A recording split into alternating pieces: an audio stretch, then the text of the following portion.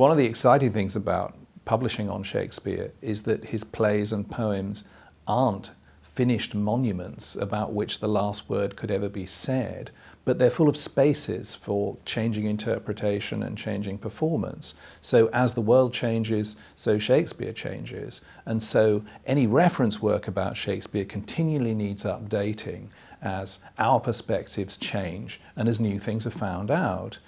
The period since the first edition of the Oxford Companion to Shakespeare has been an amazingly productive one, both in Shakespearean performance and interpretation and in Shakespearean studies. It's been a boom period for archaeology, for one thing. We know more about Shakespeare's London theatres than we did then. We know more about Shakespeare's house in Stratford, and these are reflected in the new edition. And there's been a huge geopolitical shift in the Shakespearean world, in that performances outside the Anglophone world have become much more prominent, particularly Asian, African, Arab Shakespeare. This was made very visible in this country by the World Shakespeare Festival in 2012. And we very cunningly have employed one of the people who was most involved in that festival and who's written a lot about it, Erin Sullivan, to update the international dimension of this reference work. So that, for example, we've now got a long entry on global Shakespeare and all the entries on countries, there are more of them, and there's more there.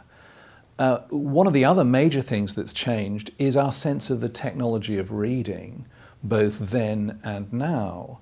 The advent of digitization, the fact that now you can get reference works online at all, the fact that now you can read online, has both enabled new ways of delivering knowledge and has also enabled us to think more clearly, I think, about the history of the book itself. So it's been a good period for studies on Shakespeare's text, for studies of what it meant to communicate in words in the old days when people still only did it on paper. And that too is reflected in the book. You'll find, for example, the section on attribution, the section on canon and chronology is very different now that computer studies to detect authorship and style have become just much more sophisticated than they used to be. And again, one of the other people we've employed to update the book is Will Sharp, who's a specialist in that field and one of the leading young scholars on the dimensions of the Shakespeare canon.